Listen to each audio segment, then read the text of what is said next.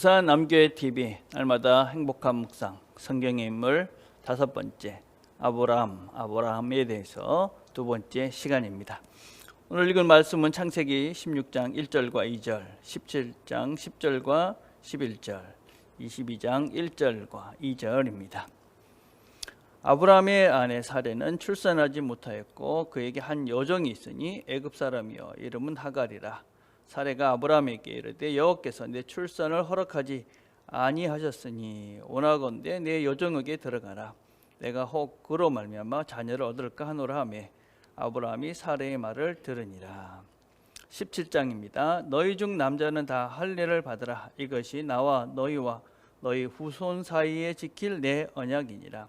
너희는 포피를 베어라. 이것이 나와 너희 사이의 언약의 표징이니라.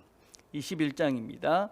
그 일 후에 하나님이 아브라함을 시험하시려고 그를 부르시되 아브라함아 하시니 그가 이르되 내가 여기 있나이다. 여호와께서 이르시되 내 아들 내 사랑하는 독자 이삭을 데리고 모리아 땅으로 가서 내가 네게 일러준 한 산 거기서 그를 번제로 드리라. 자, 묵상 질문 1번입니다. 자녀가 생기지 않자 사례는 어떻게 합니까? 사례의 문제는 무엇이라고 생각합니까? 자, 자녀가 생기지 않으니까 사례가 어떻게 생각합니까? 하나님께서 내 출산을 허락하지 아니하셨다. 자, 하나님께서 아브라함을 통해서 이제 자손을 주시겠다. 하늘의 별같이 또 땅의 모래같이 주시겠다. 그랬는데 자녀가 없으니까 아브라함 또 사례는 하나님이 사례를 통해서 자녀를 주지 않으실 것이다. 그렇게 생각을 한 거죠. 그리고 여정이었던 하갈을 통해서 자녀를 얻으려 합니다. 그래서 우리는 알다시피 이스마엘이라는 자녀를 낳게 되어지죠. 그런데 이런 이야기를 들으면 어떤 생각을 하십니까? 지금 같으면 당연히 허용되지 않을, 생각하지 않을 문제지만 그 당시에는 이것이 아주 일반적인, 보편적인 그런 문화였습니다. 그래서 아브라함이나 또 어떤 사례는 그것이 큰 문제가 될 것이라고 생각하지 않았던 것이지요. 여러분 이런 것들을 보면서 우리는 그 문화라는 것이 얼마나 우리도 모르는 사이에 큰 죄에 빠지게 하는지 이런 것들을 우리가 늘 염두에 두셔야만 합니다. 그동안 우리가 해왔기 때문에 다른 사람들이 다 하기 때문에 괜찮다. 그렇게 해서는 우리가 하나님의 뜻과는 전혀 상관없는 믿음의 사람이 아닌 어떤 면에서는 하나님의 뜻에 반대되는 그런 행동과 삶을 만들 수도 있다. 그래서 우리는 어떤 모든 사람들이 한다고 해서 또 세상이 다 하기 때문에 해도 되는 존재들이 아니다 하는 것들을 우리가 명심하시고 우리가 일상적으로 아무렇지도 않게 행하는 일들 중에서도 하나님 말씀의 원리와 어긋나는 것들이 어떤 것이 있는가 이런 것들을 생각하시면서 우리의 날마다의 삶들을 살아갈 필요가 있습니다.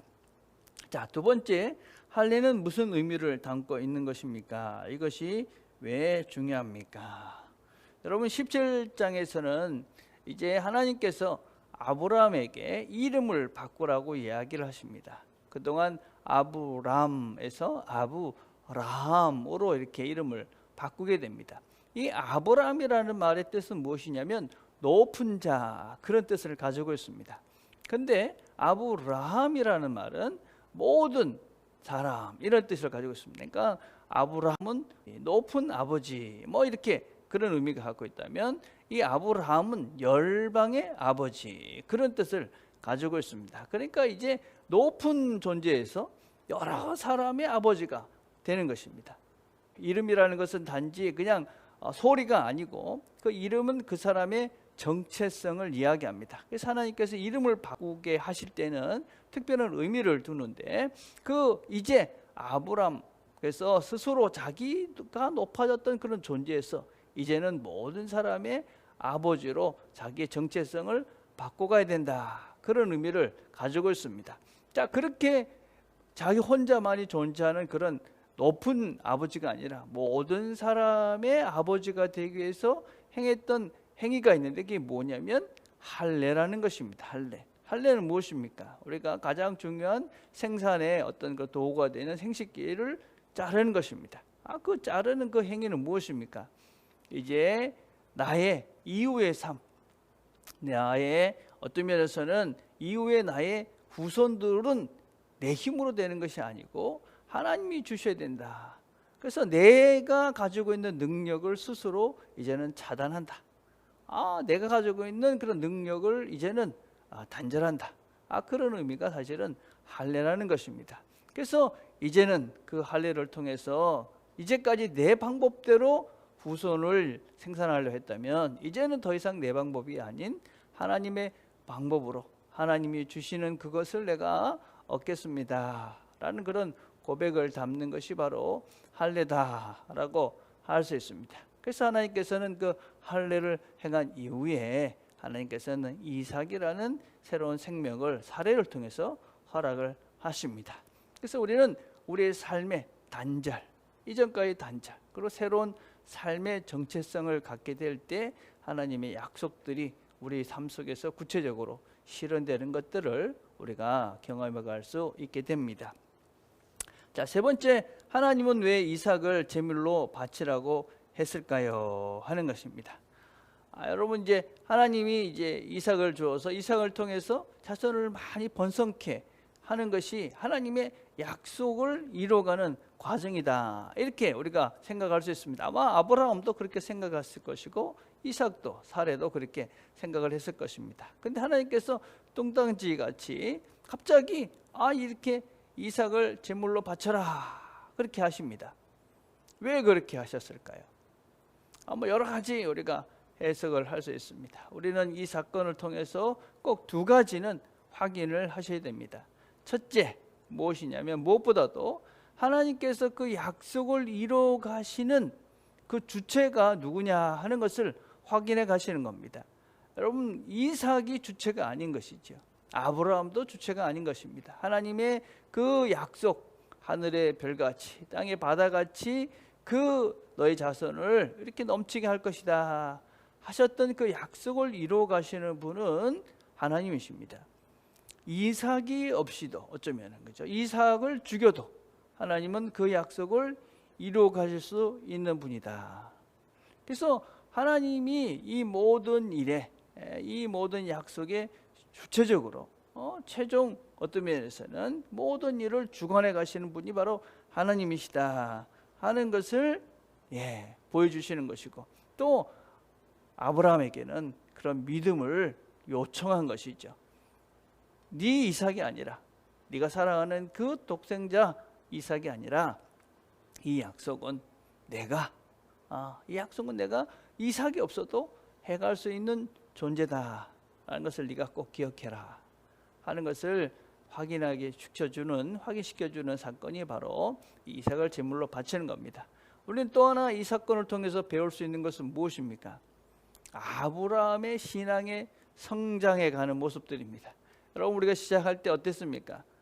바로가 무서워서 거짓말을 했던 그런 어떤 면에서 연약했던 그게 바로 이제 아브라함이었습니다. 그러나 그 100세에 낳은 아들, 얼마나 자기 생명보다도 더 소중하게 여겼던 그 아들을 하나님께서 바치나, 그러니까 제물로 바칩니다. 신앙이 성장해 간 그런 모습들을 우리가 볼 수가 있는 것이죠. 하나님이 그를 그렇게 붙잡고 그 자리까지 이끌어 가시는 것이죠. 우리의 믿음도 동일한 것이죠. 우리도 지금은 내가 이렇게 연약하고 부족해도 지금 여전히 내가 내 아들을 바쳐라 그래도 바칠 수 없을 그 정도의 믿음의 상태지만 하나님이 나를 붙잡고 가셔서 아브라함처럼 가장 사랑하는 독생자도 바칠 수 있는 그 자리까지 나를 이끌고 가실 것이다.